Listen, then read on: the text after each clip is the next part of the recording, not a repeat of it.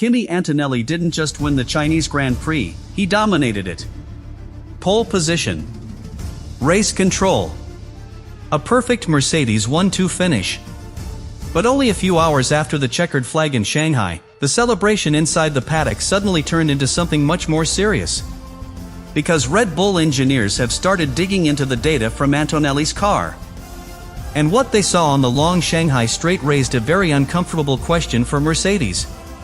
How was the W17 able to deploy hybrid power longer than everyone else?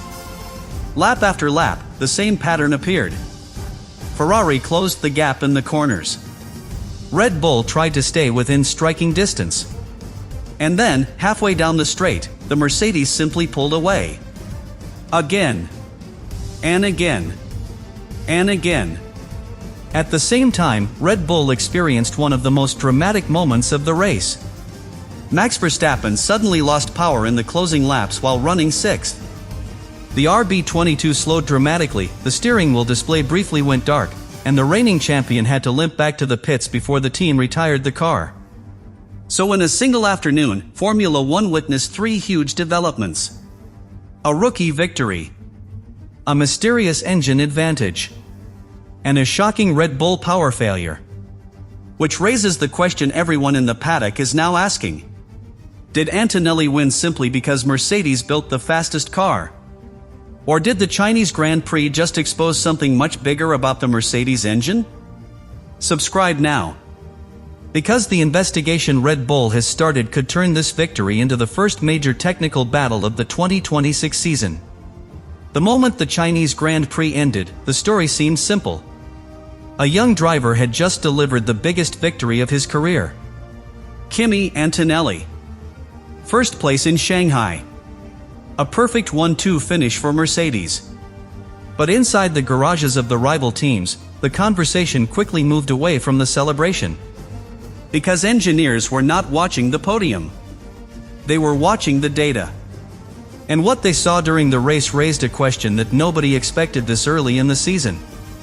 How was the Mercedes engine able to maintain its hybrid boost longer than everyone else? Throughout the entire race, the pattern repeated itself. Ferrari would close the gap through the technical sectors of the circuit. Red Bull tried to stay close in the middle of the lap.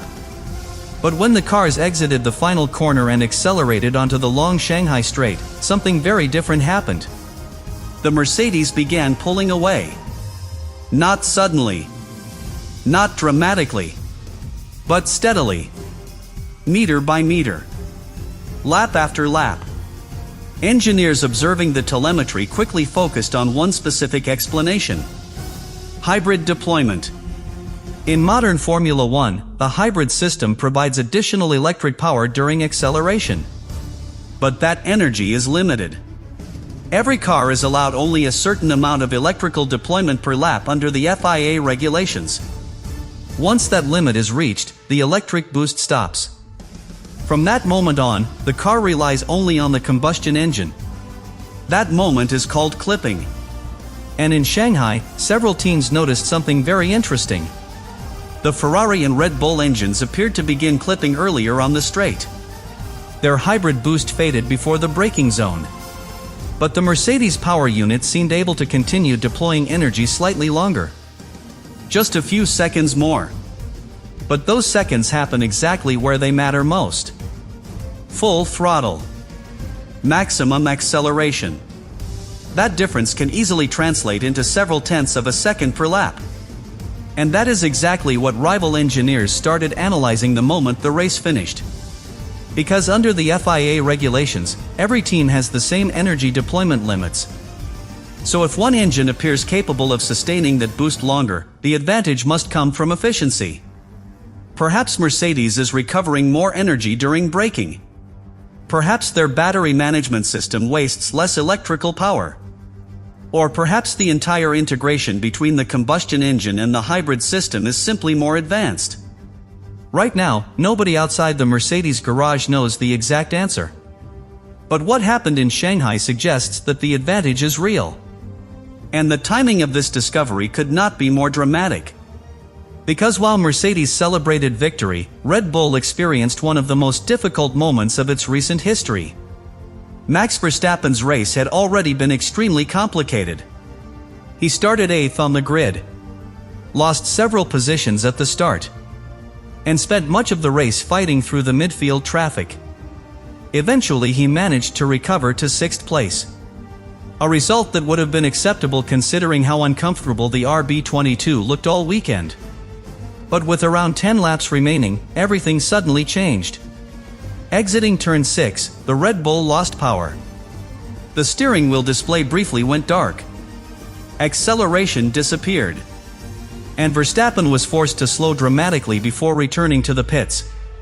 The team retired the car in the garage due to a power loss problem late in the race.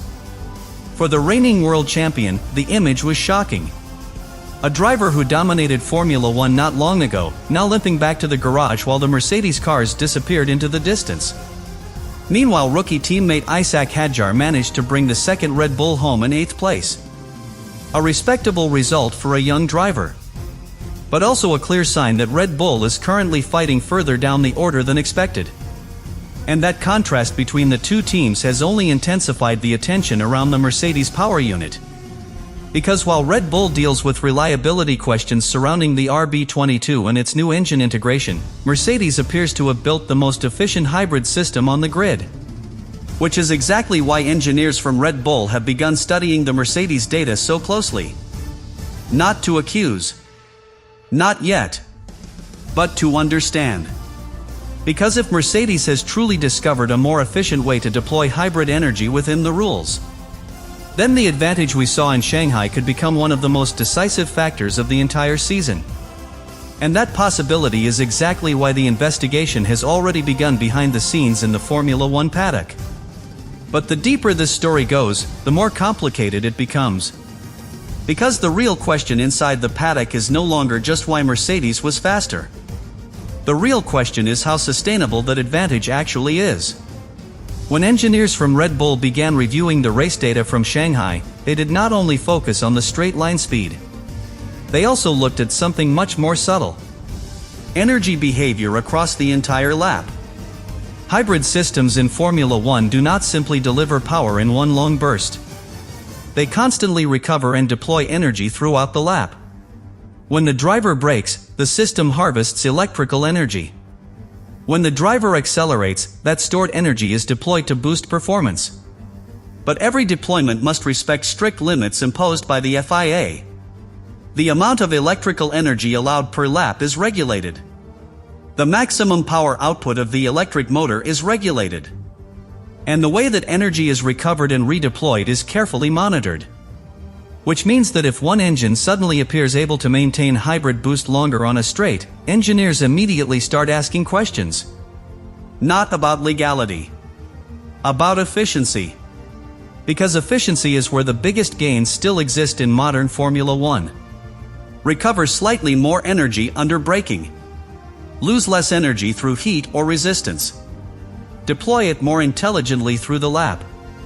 And suddenly the car becomes faster everywhere. And that is exactly what the Mercedes W17 appeared to demonstrate in Shanghai. Not just raw power, but incredibly smooth and consistent hybrid deployment. That smoothness is important, because it suggests the advantage may come from deeper integration inside the power unit. Not just a temporary engine mode. Not just an aggressive qualifying setting. Something fundamental in the way the hybrid system manages its energy. And if that is true, it would explain why the Mercedes looked so comfortable controlling the race. Antonelli did not need to push aggressively. He managed the pace, protected the tires, and maintained a steady gap to George Russell behind him.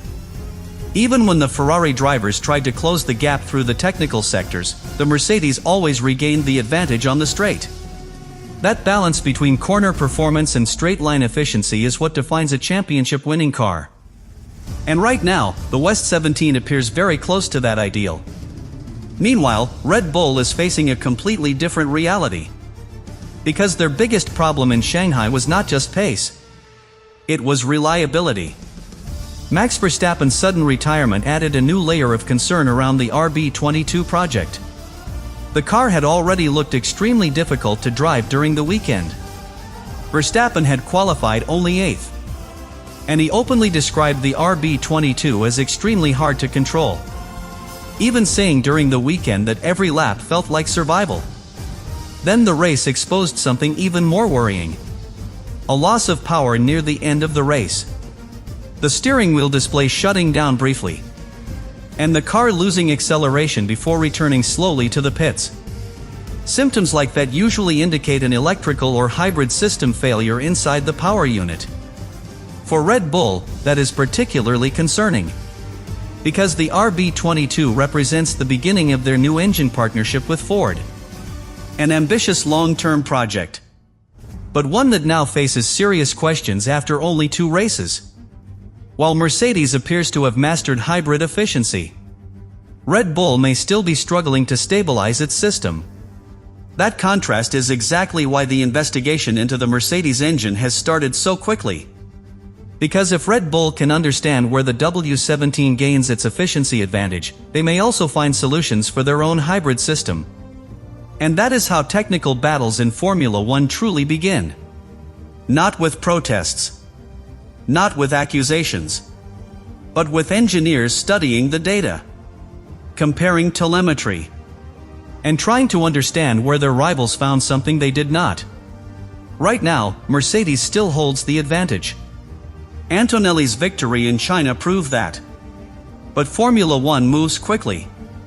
And when rival teams begin studying your technology this closely, it usually means one thing: the next phase of the championship battle has already begun.